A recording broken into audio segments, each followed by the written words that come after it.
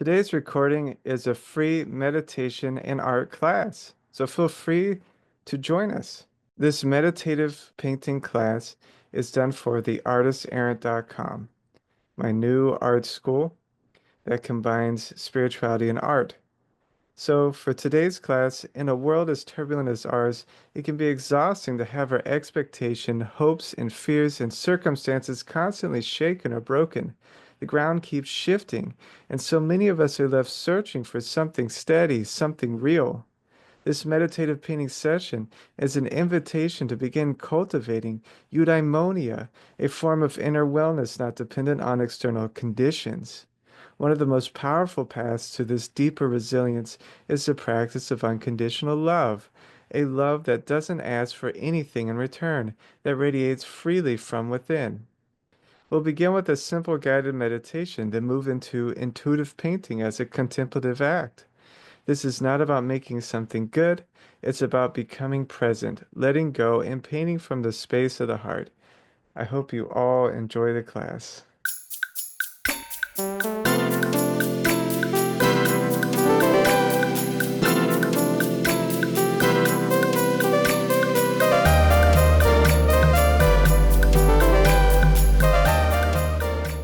I'm really happy you guys are all here. I've been building this online school for some time. I think Rosalie was there even when I was just talking about it as an idea. And probably over 4 or 5 years now, it's transformed into this, where I not only teach academic and creative drawing techniques, but now I'm also bringing in it as a spiritual practice using meditation. And so it's pretty open creatively. For everyone new to the group, which none of you are, but hopefully the people watching on YouTube and on Spotify, I'm certified to teach meditation through Tibet House and Dharma Moon, to teach shamatha meditation and metta meditation. I'm also certified in Western spirituality through the International Alchemy Guild, and I'm certified to teach art through the Alfred Dusseldorf MFA. If you haven't visited the website, I have online courses now. So I have the fundamentals of drawing. So if you'd like to get better at beginner drawing and master those skills, it's a complete online course and you can watch me actually draw and do the exercise on there. I tell you what tools you need. I'm also getting ready to fully launch my bark drawing course. This is a drawing course that teaches a French academic technique from the 19th century. It's excellent. I make all my students do it. And you watch me draw a bark from start to finish so you can become skilled. And then I have these group meditative events online, which you're currently attending. And now, if you'd like to donate to keep this stuff going, I just posted my Venmo on the website, but no need to do this. It's free content, but if you'd like to send me something, I won't stop you. So today, each of these sessions, I present a philosophy, a philosophical view. These are very important to guide the student towards the aim of the practice and make sure that it's done correctly. And that's usually around 15 to 20 minutes. We'll do a meditation for 15 minutes.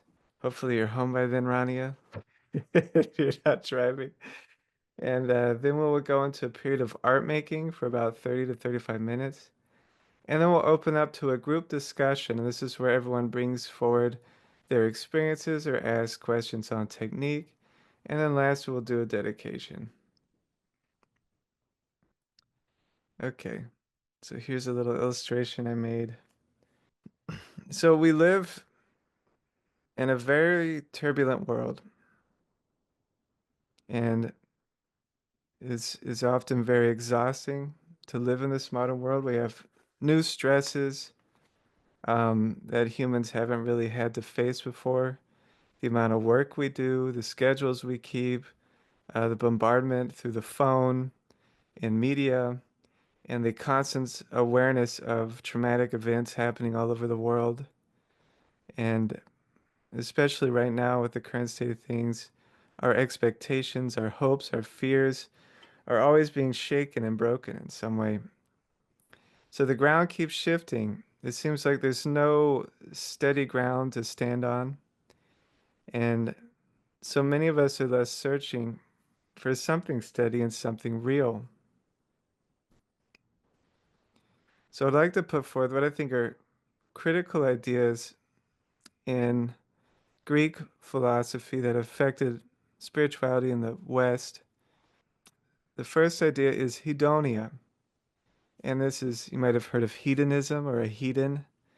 And maybe what comes to mind is someone who's like a drunk or someone who's extremely impulsive. But if we dive into this philosophy to a more subtle level, it's someone who's seeking fulfillment through maintaining, seeking, or manipulating external circumstances. So it's someone whose wellness is based on maintaining certain external circumstances, right?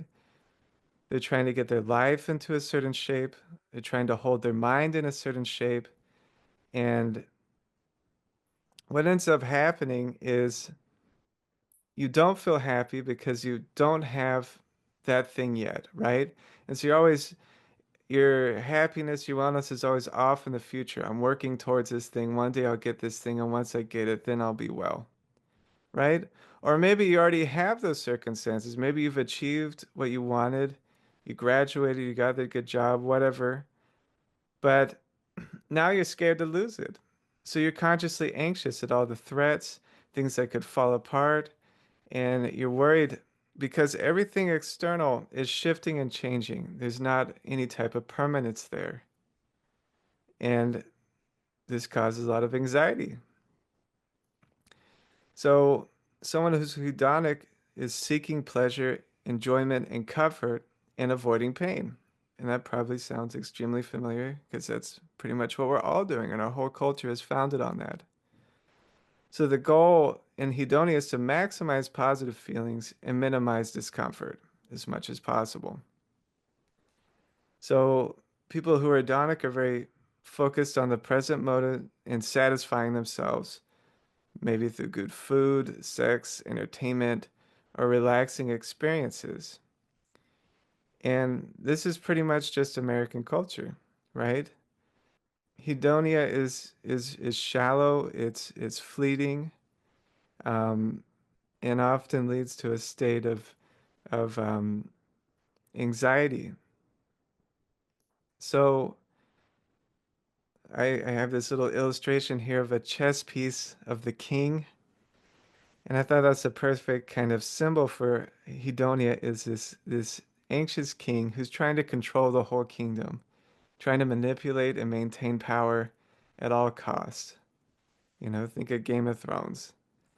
Uh, so I want to present the opposite end of the pole, a sense of wellness that's called eudaimonia.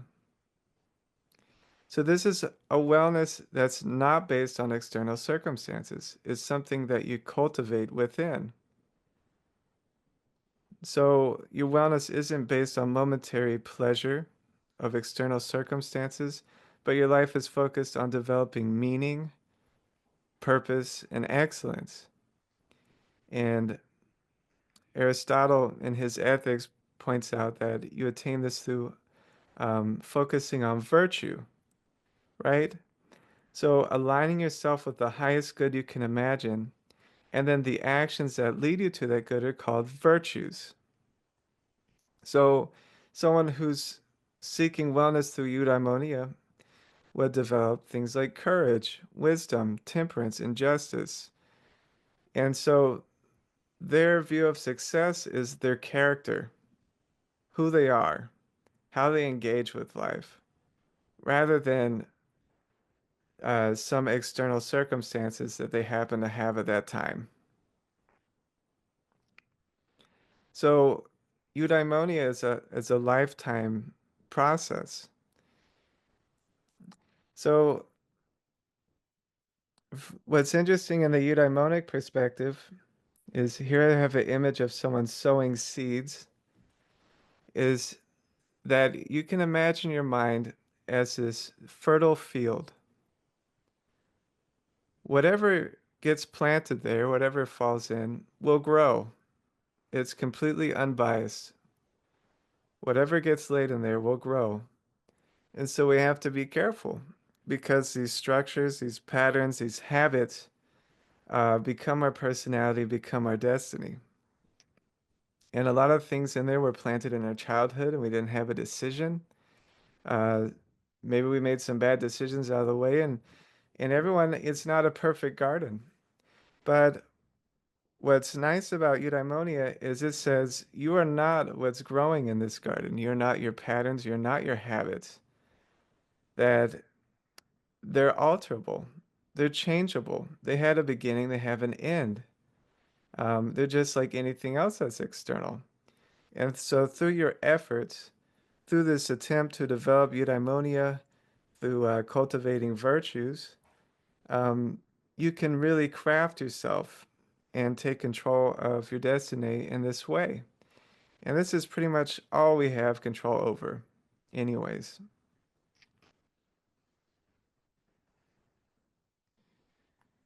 So through this,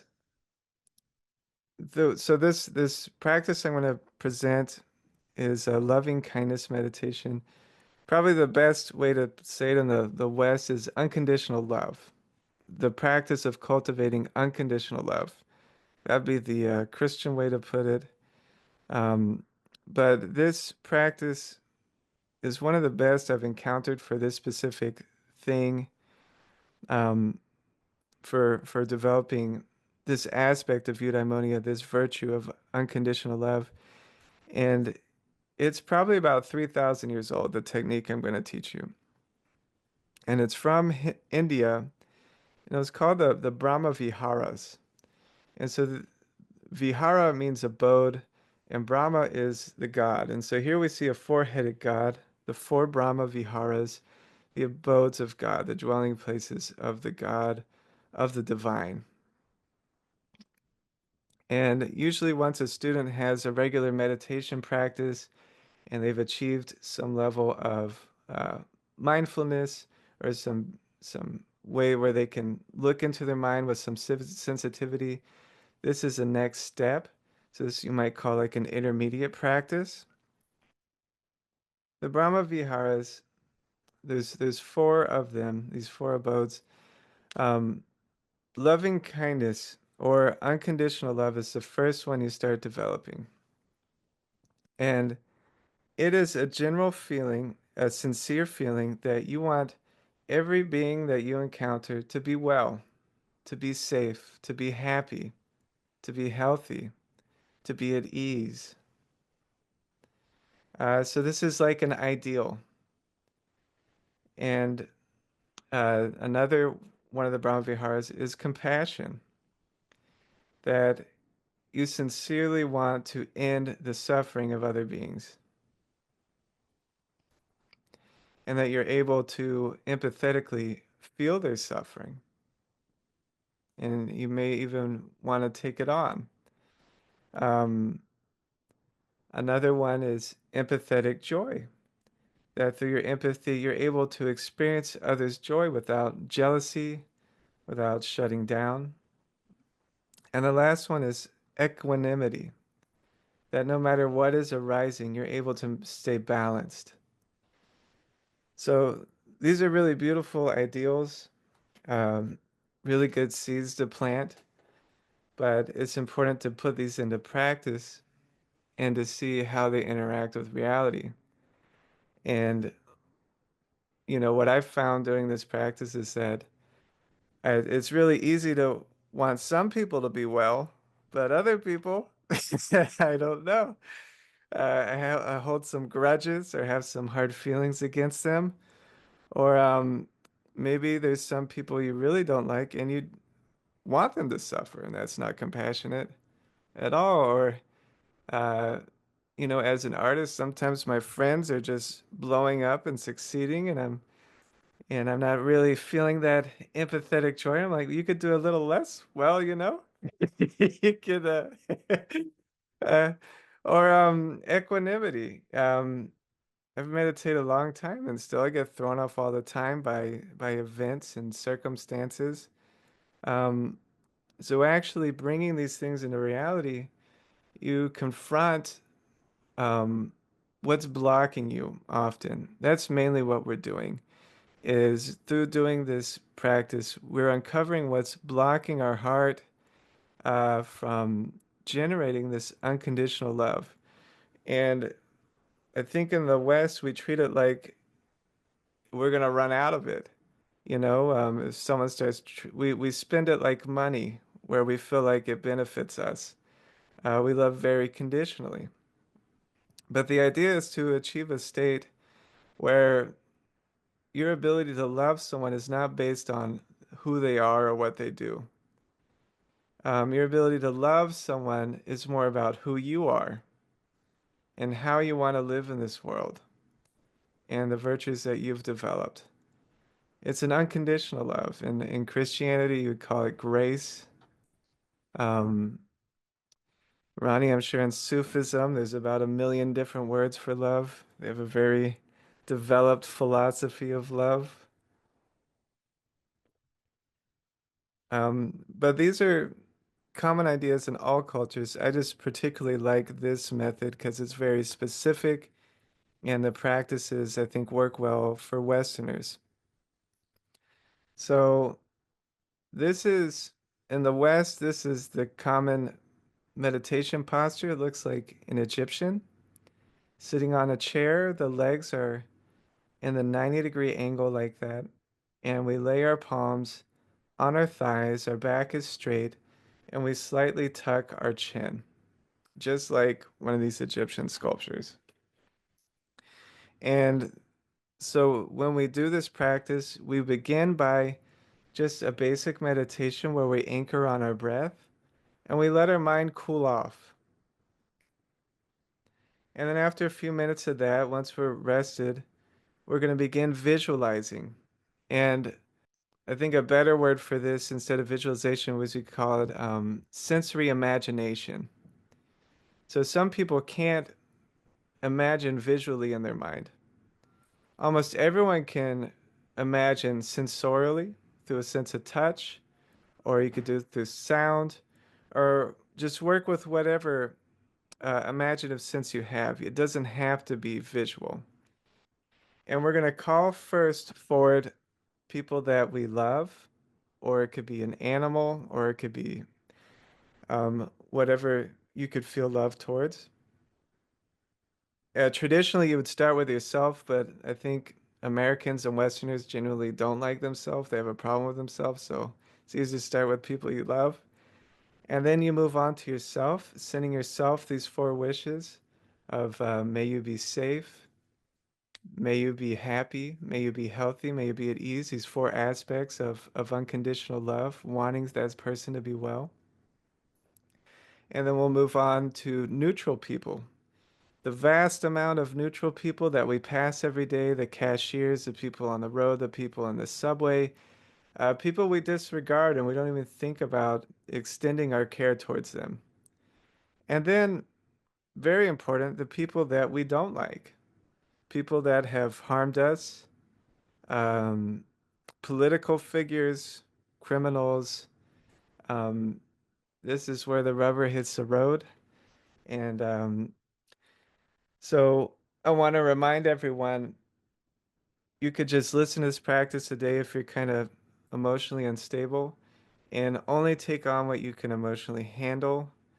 Doing this practice, I thought it wouldn't be that hard, but after doing it for several months, I got pretty emotional myself. So once we get to the harder people, um, you decide what's best for you. And then last, we send out the 4 wishes to all beings, all beings. And then traditionally, after we do this visualization, we rest in a more advanced meditation of open awareness. And this kind of eases the students into the idea of advanced practice where you don't have a focus and you're just resting in the pure nature of mind your pure being. So if you remember me talking about the field, um, you would be relating to yourself as a space of pure potential, of pure mind. You would not be relating to your emotions or your thoughts or your stories or your perceptions. Just a vast open awareness. And it's okay if that doesn't make sense. It's an advanced meditation technique. And if that doesn't make sense, you could just imagine that instead of focusing on your breath or visualization, try to open your awareness as wide as you can and feel your whole body like a cloud, your heartbeat, the sensations, the thoughts, the emotions. We're not blocking anything.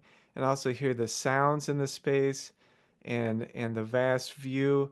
Just feel yourself expanding, right? Don't limit yourself to just my little ego, my emotions, my thoughts. Let's get prepared to do the meditation. And when you're meditating, you don't have to look into the camera. You can turn to the side, whatever you feel comfortable doing. Okay? So make sure that you're seated, that your back is aligned, that your legs are at that 90-degree angle so your lower back doesn't get sore. And you can just let your palms drop onto the middle of your thighs in a natural way. And you can slightly tuck your chin so that your neck is straight. And then I recommend meditating with your eyes open, but just a soft gaze. So my eyelids are slightly closed, and I'm just softly gazing just out in front of me, not focusing on anything.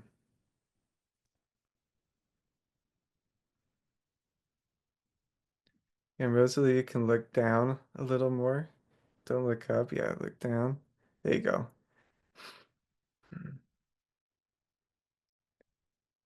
And now bring your attention to the rhythm of the breath. We're not going to change the breath in any way. And I think if you're new to meditation, a good place to put your attention is on the rise and fall of your stomach. This very soothing rhythm. We're not altering the breath or changing it in any way. We're just putting a light focus there.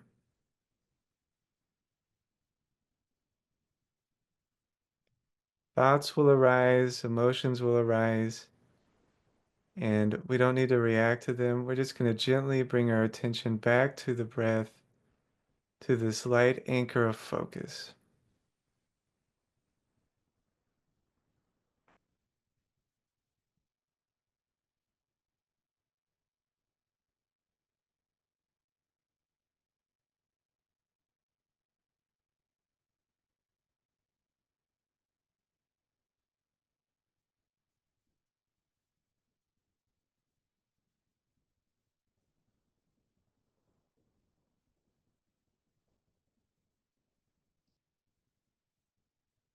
Really feel the weight of your body sinking into the chair.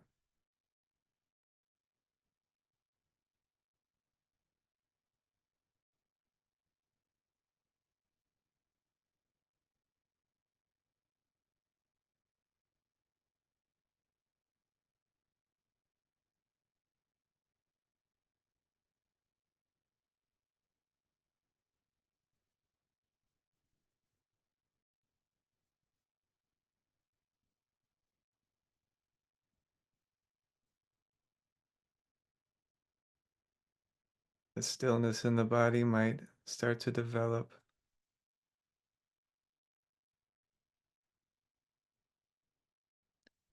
The silence and the thoughts might start to develop.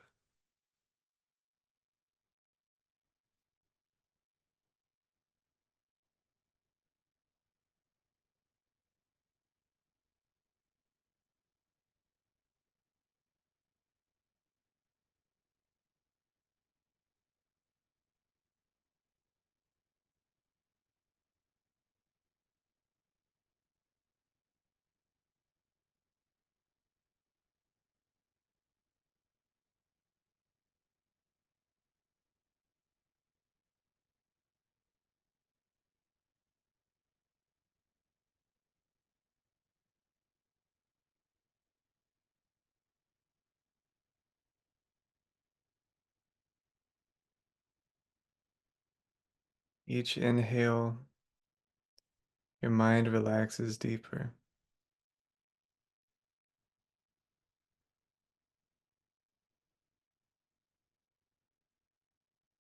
Each exhale, your body relaxes deeper.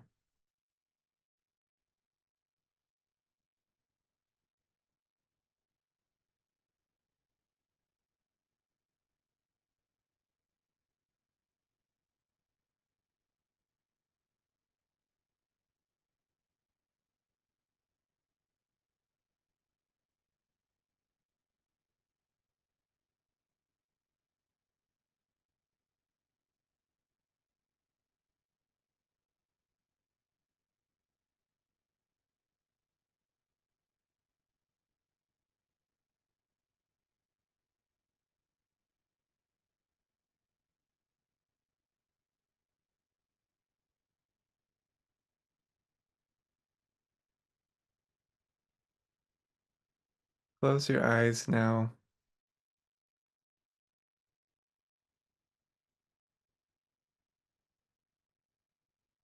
and settle into your mind, settle into your body,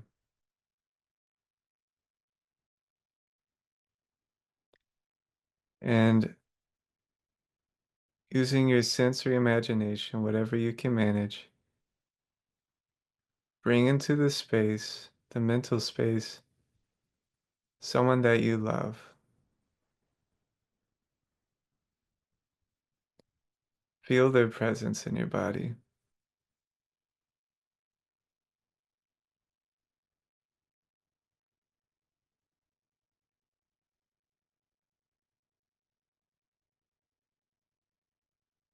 Now we're going to send them these 4 wishes.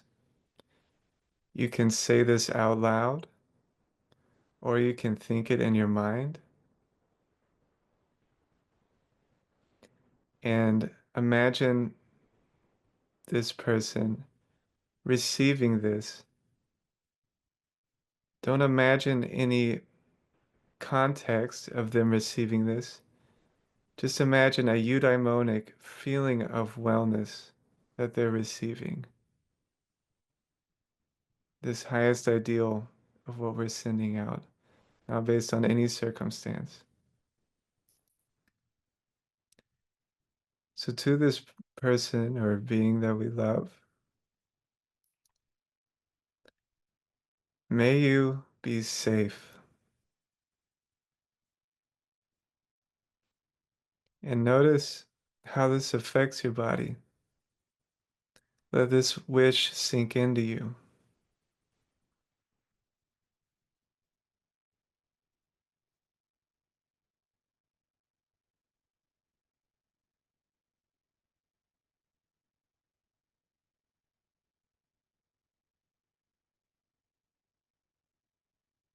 May you be happy.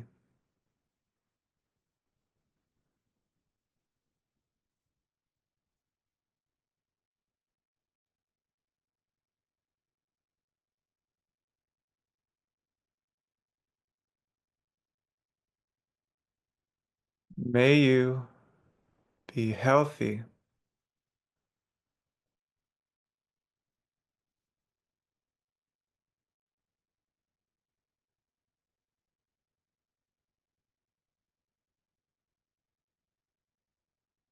May you be at ease.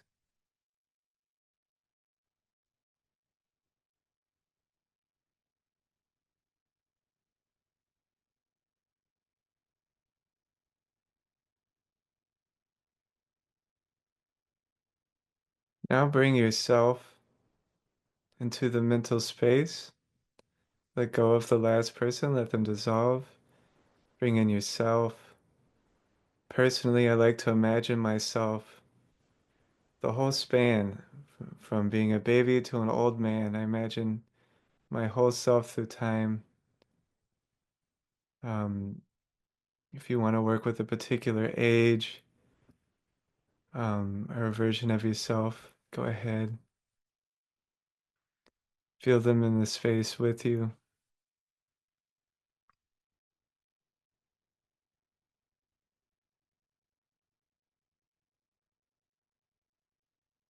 May you be safe. Sorry, may I be safe.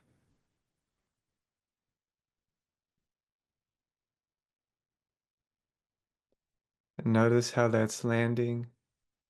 We're not going to reject any emotion. We're just going to notice what's arising.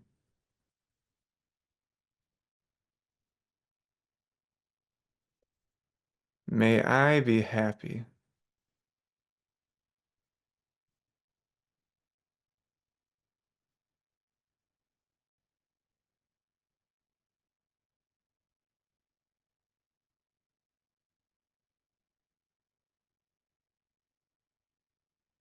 May I be healthy.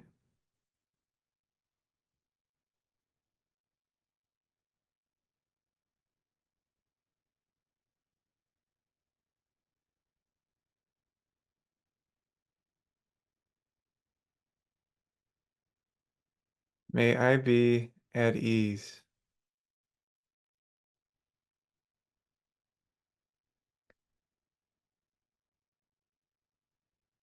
And let those wishes sink into your body.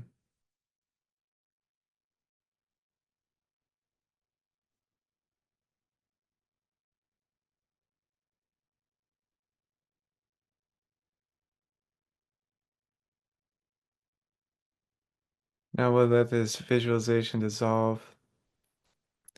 And now pick a neutral person or being, maybe a cashier at the coffee shop you see, or someone you drove by, someone on the sidewalk, um, just a neutral person.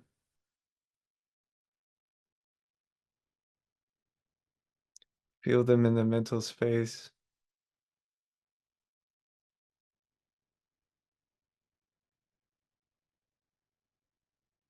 May you be safe.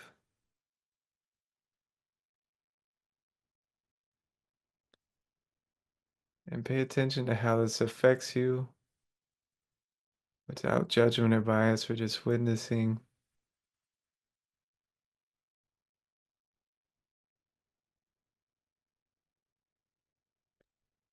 May you be happy.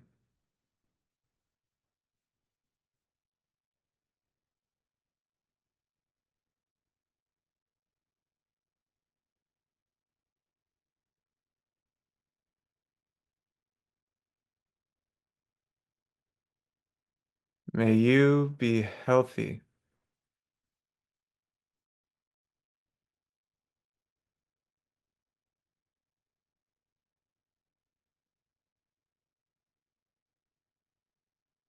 May you be at ease.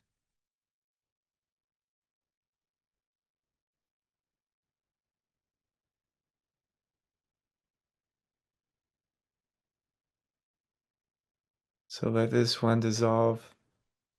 Now remember, pick something that you can emotionally manage.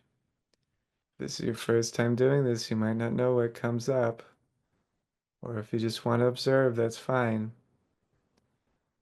So pick someone that you dislike, someone who's causing harm or has caused you harm that you can manage.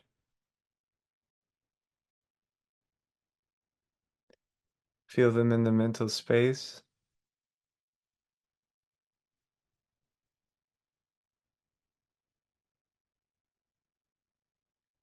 May you be safe.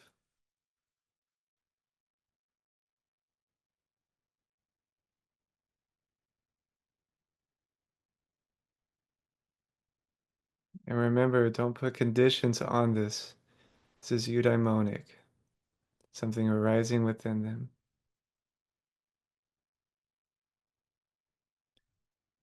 May you be happy.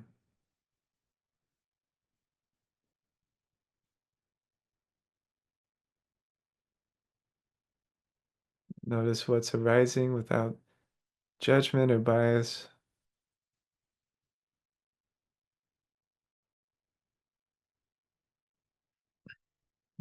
May you be healthy.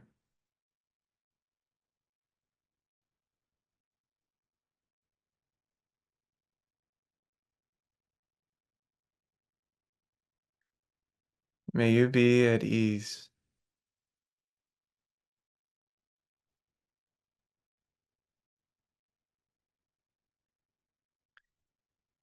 Now let's dissolve this. And now imagine all beings, all the humans on the planet, all the fish, all the birds, every living creature. And you can even extend it beyond Earth, all the life that we're unaware of,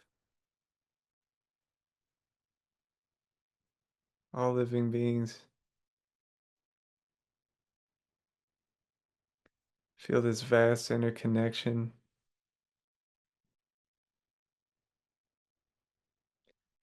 May we be safe.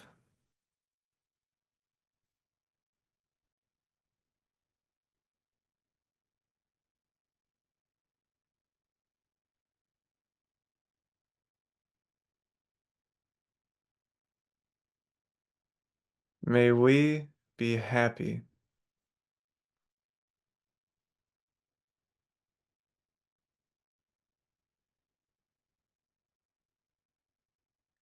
May we be healthy.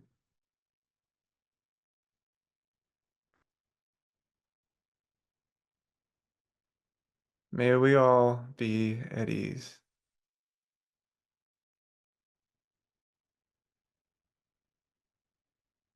Dissolve this visualization and lightly open your eyes back into the original meditation posture.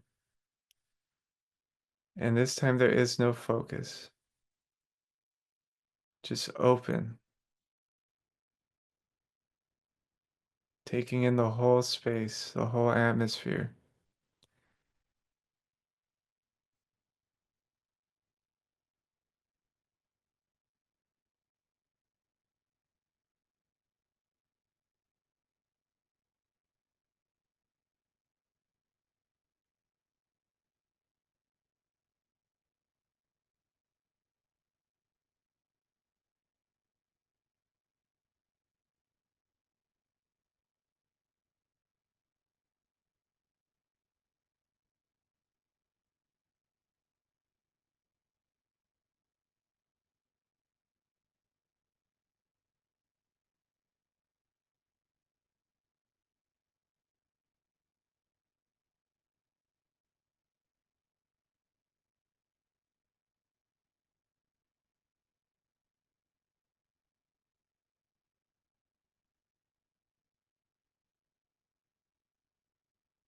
Slowly come back. Slowly exit the meditation. Feel free to stretch if you need to.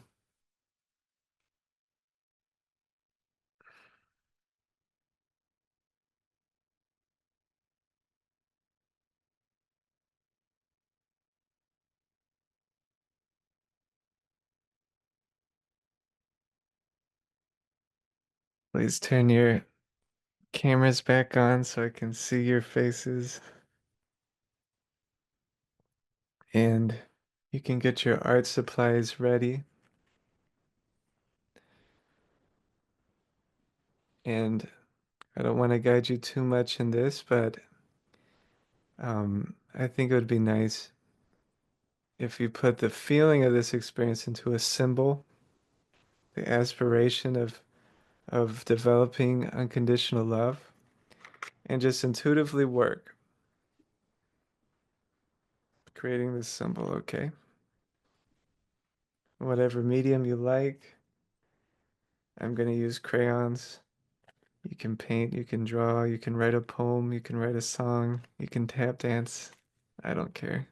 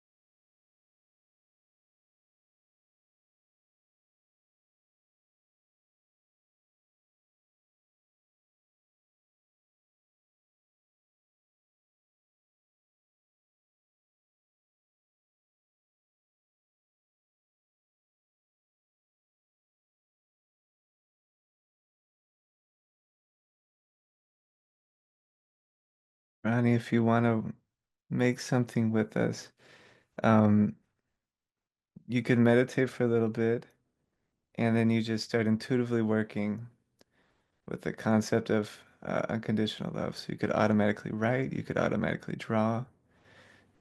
The point is not to be critical. The art becomes a meditative practice.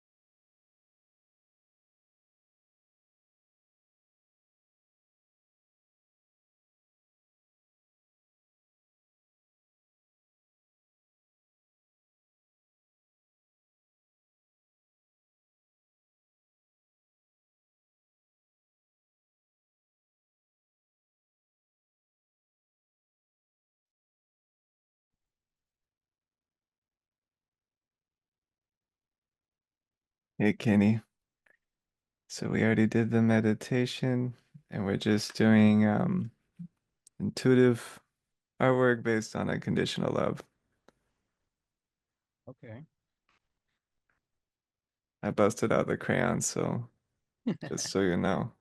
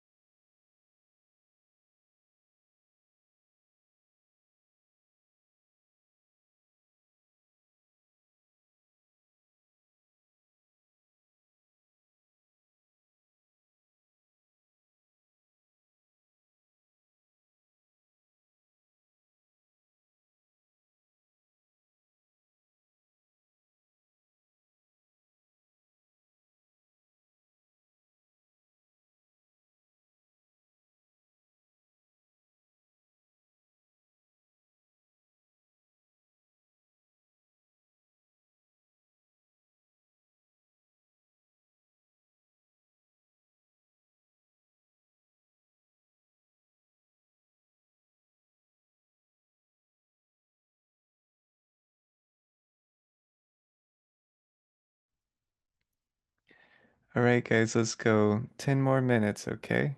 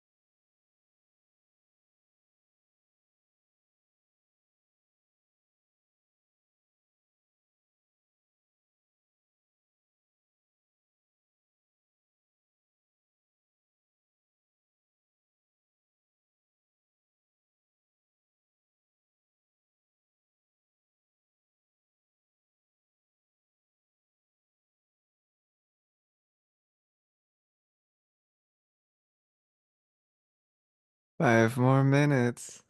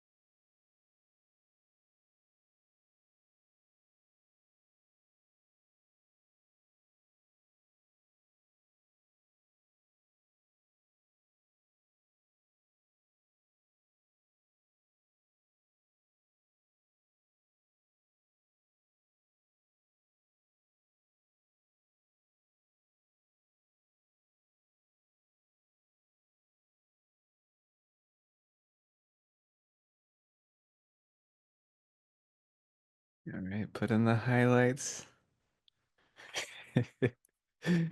The final touches.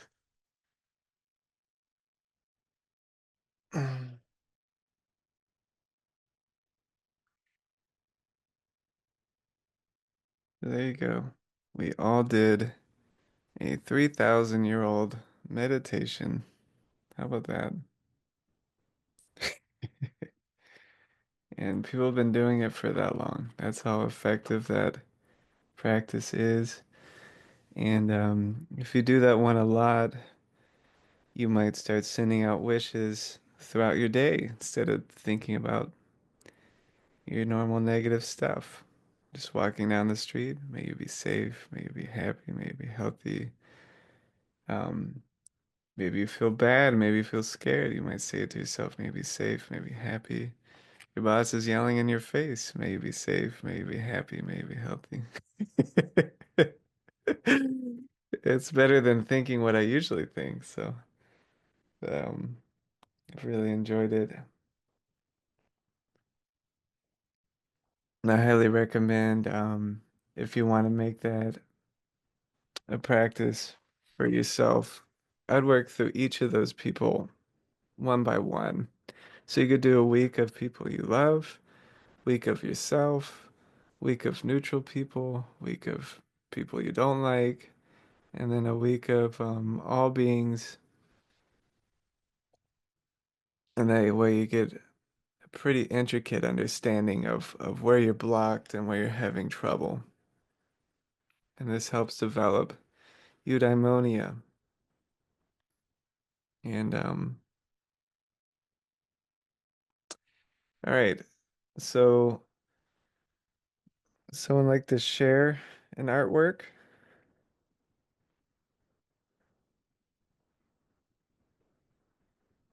Any brave people? All right, I'll call on my students. Phoenix. Phoenix on a suit you So got. you got. I made like a symbol that like would represent love, I guess. Um, and so I kind of made like I kind of thought like yin and yang a little bit as well because I feel like love is kind of like a conscious choice that we constantly have to make and like learn from.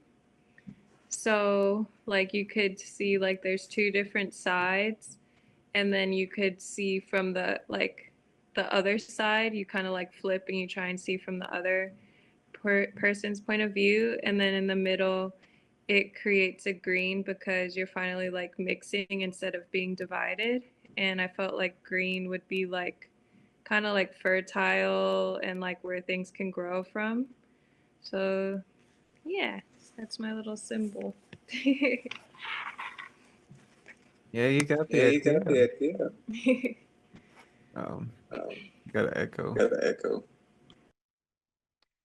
Yeah, so that visualization part, that's where you're dealing with love at the relative level, this separation, right? I'm separate, you're separate. And then at the final part, where we dissolve into this open awareness, that's the unified love. This we all have this field of consciousness. Um, I think on a more practical level, you might hear a lot of people say, we're all one and whatever. Well, I can't move your body, I can't do that. We have limits, but we're interconnected, that's for sure, you know. So that's great. You nailed the idea. Anybody else? Let's see. We're calling people. Pam? What do you got, Pam?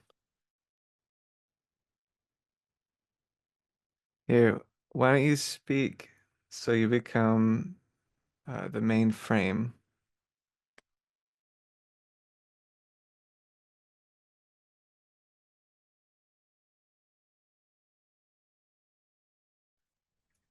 I worked on this piece and I almost destroyed her several times, but she survived out of love. Unconditional love, making her out of unconditional love. Beautiful. You Thank worked you. through it. You worked through it with But it her. took love. It really took creating from a place of love for it to be the right feeling to make that. It had to be love or some kind of a feeling of good, creating good for the good. It couldn't come out of anger or hostility or bitterness or anything. It had to come out of good energy. What's that feeling feel like? Feels so good. Feels so freaking good. Where was it in your body? Where do you feel it? I just feel my brain relaxing and not having to think. I could just kind of use another part of my brain that I don't normally use to create. It was like I rested my brain while I was creating. Beautiful. And you can, now that you've tapped into that experientially, you can keep bringing that back more and more, disrupting your patterns through the day. Excellent, Pam.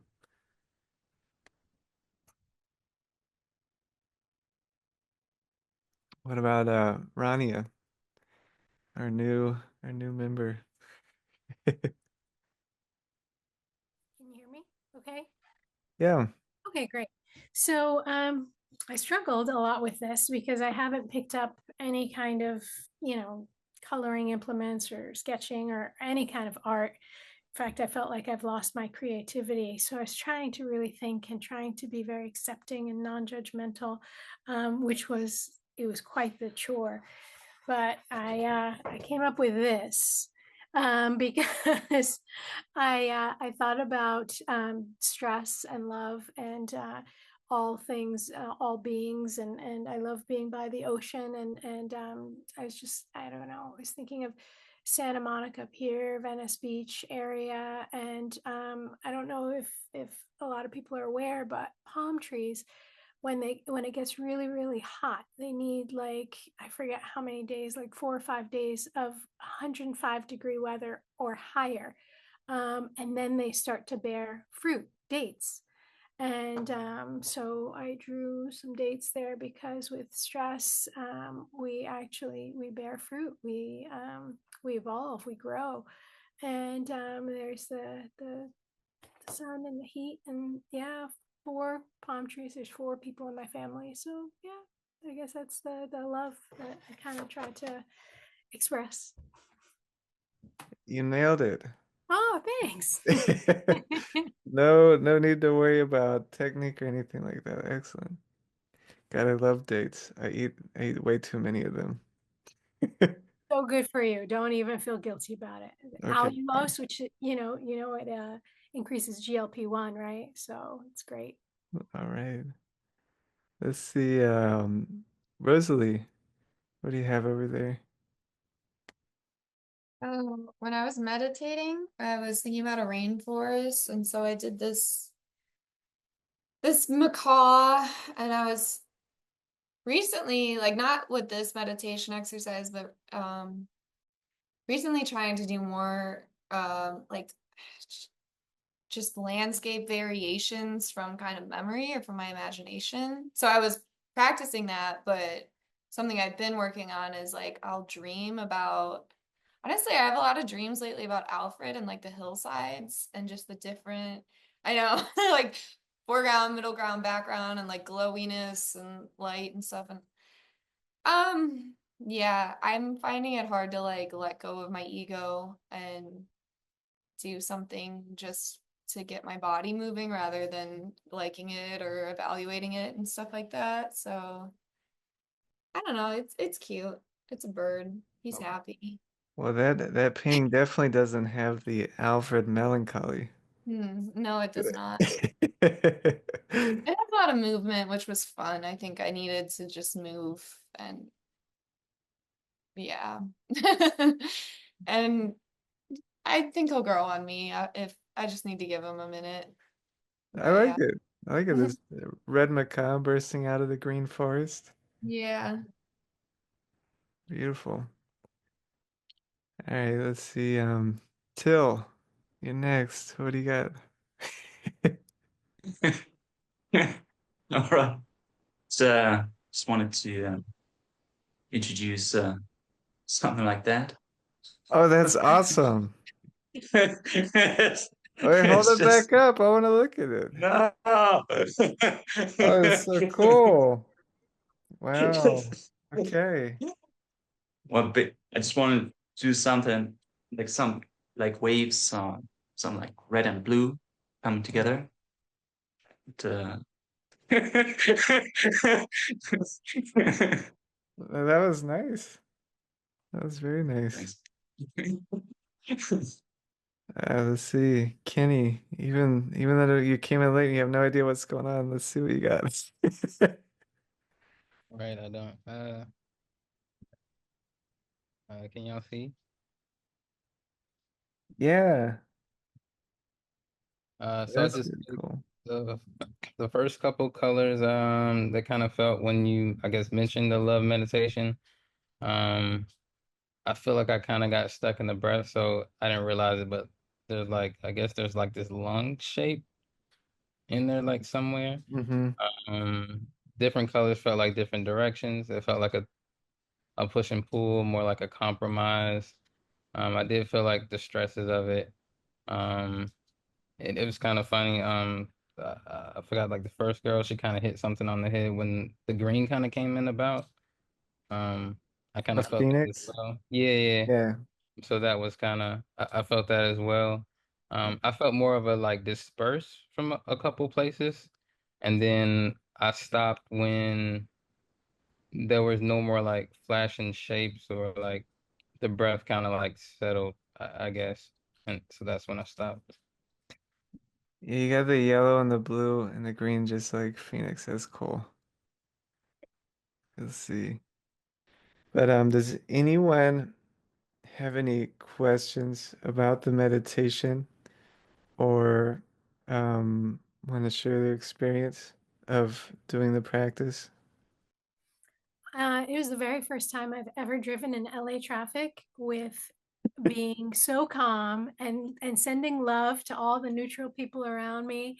Like I didn't curse once. I didn't think that my life was in danger. Like it was actually very beautiful and calming. And I noticed that my breath was very how should I put it? Like very rhythmic and very in sync, where it had never, I don't think, and plus my awareness, I noticed things I'd never noticed before. So it was spectacular. Thank you for that. I appreciate it. This is a very portable meditation. Really, I do it on the sidewalk, on the train. It's excellent to bring throughout the day when you start falling in the default mode network and complaining and worrying. And you can just disrupt that.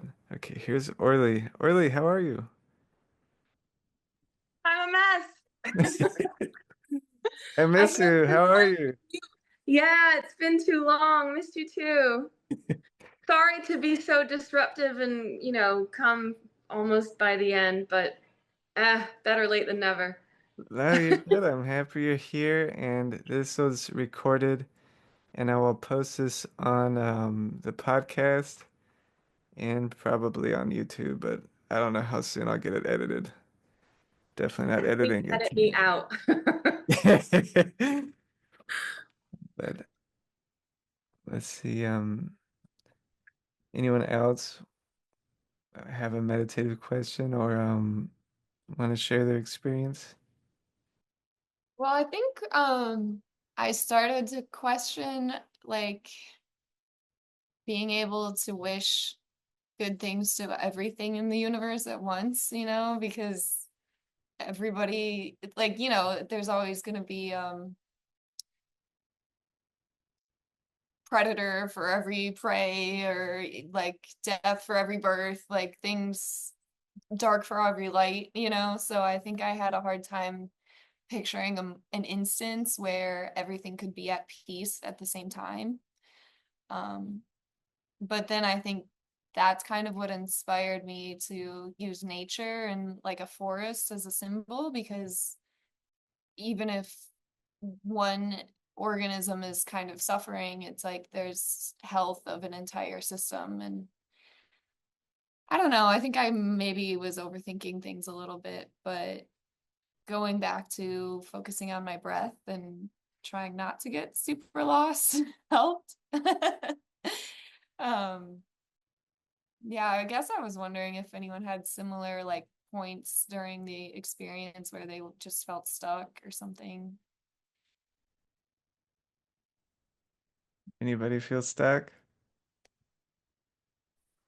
Orly feels I stuck. did, yeah, I did notice the same thing where it was kind of like, well, if I wish snakes well, then what about the mice? And like Exactly.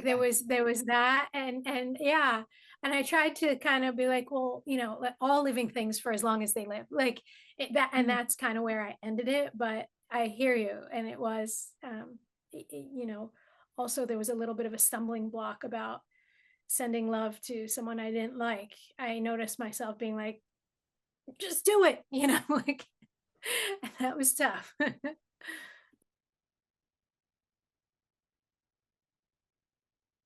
Anyone else?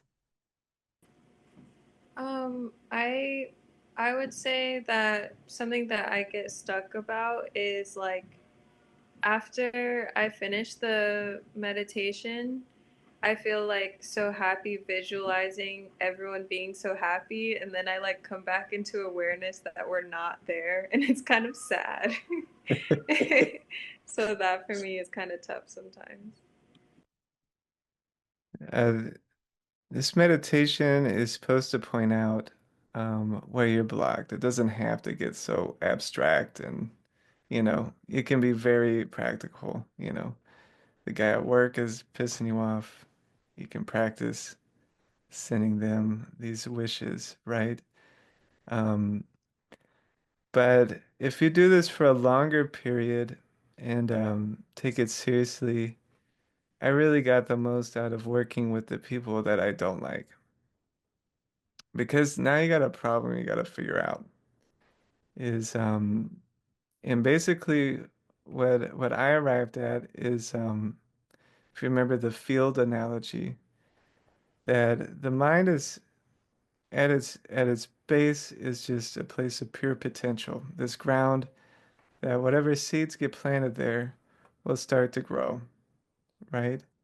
And if you think about all the environments that people grow up in, the family situations, the ideologies, the politics, all this stuff, um, and you think about what you're actually mad at. Am I mad at their body? What am I mad at? Am I mad at their brain? What is this thing that I'm mad at? And it's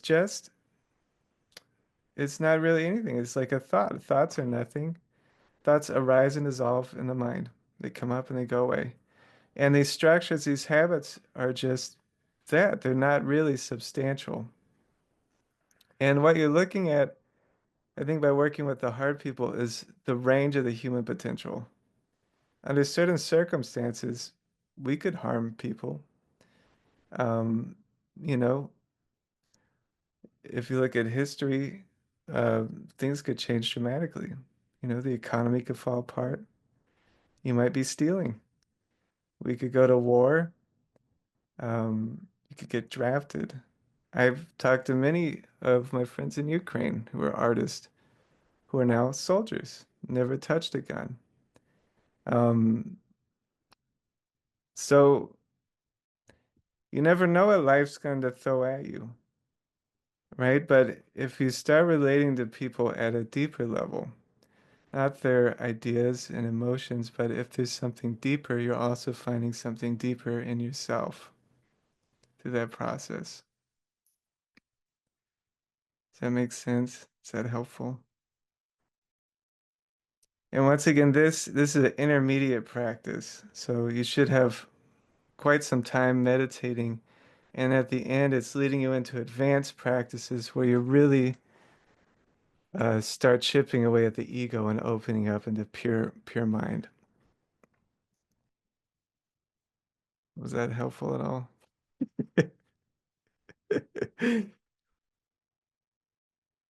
Um, I found also doing this practice that I even had resistance to people that I like and love.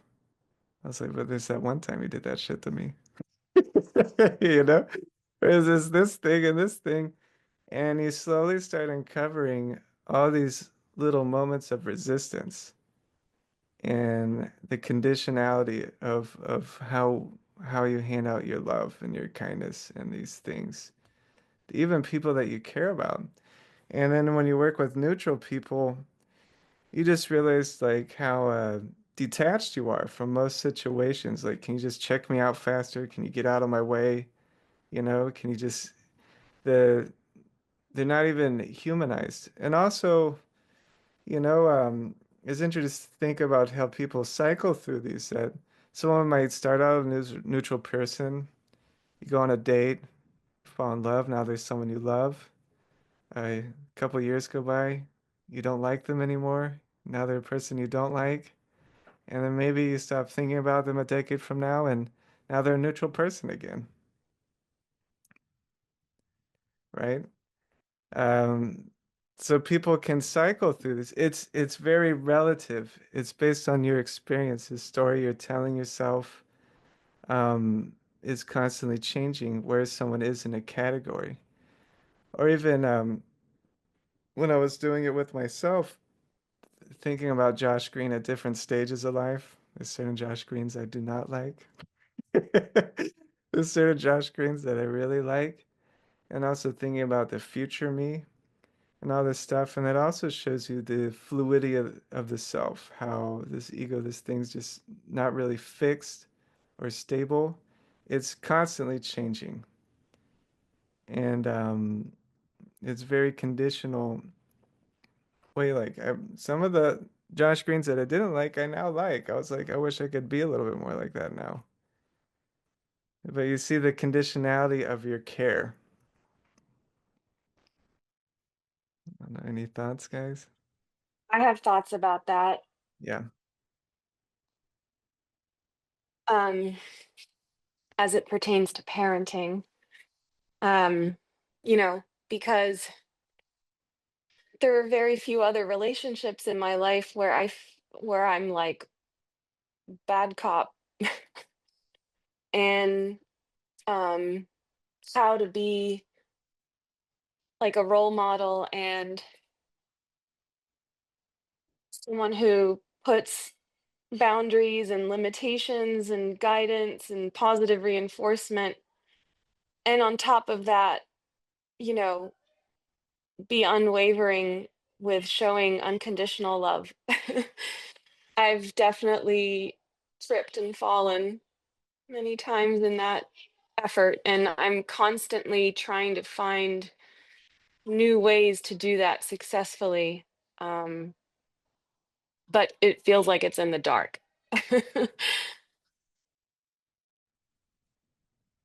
Well, maybe look at what these children have brought out in you.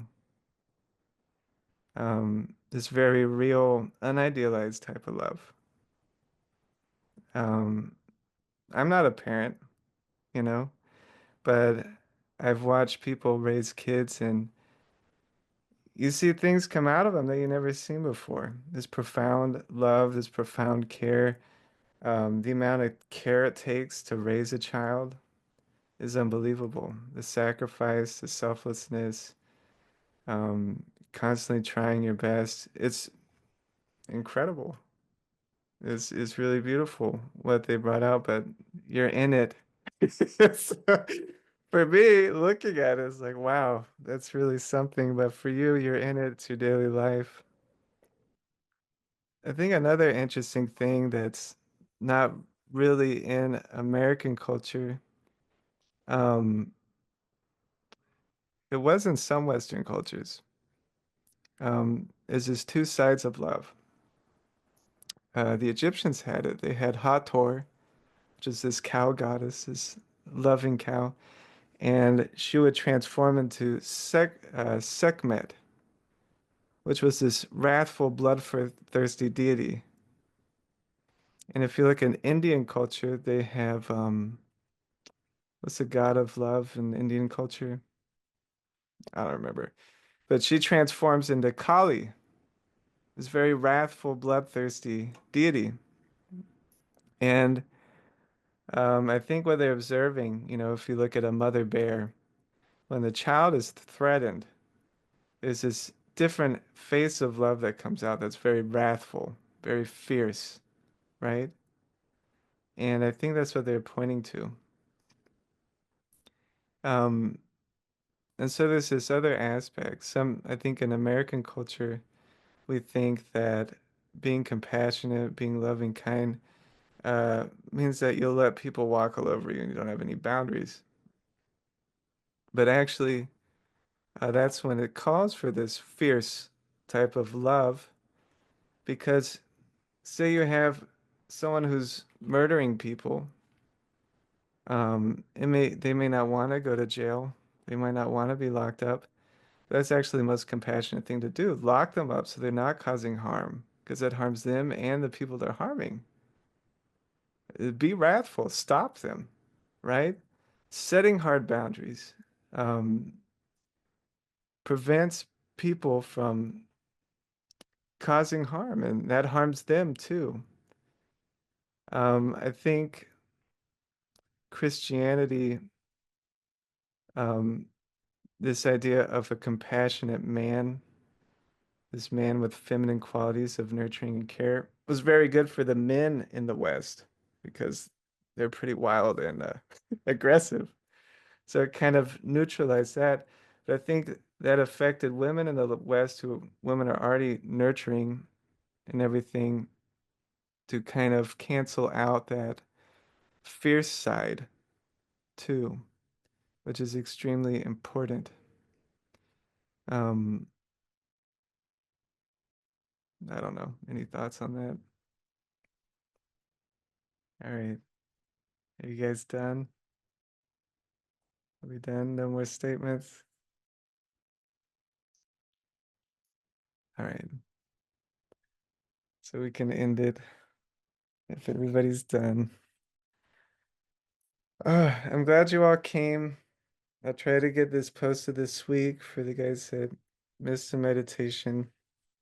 Um, so let's come back to our meditation posture. So here I got the words for our dedication. So take your seat, settle into your body,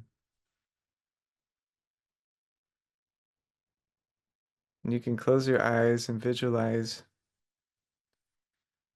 all the benefits from the day, all the good that's come. We're going to share it with all the beings. So may this love flow outwards, igniting the hearts of all beings, illuminating endless dawns.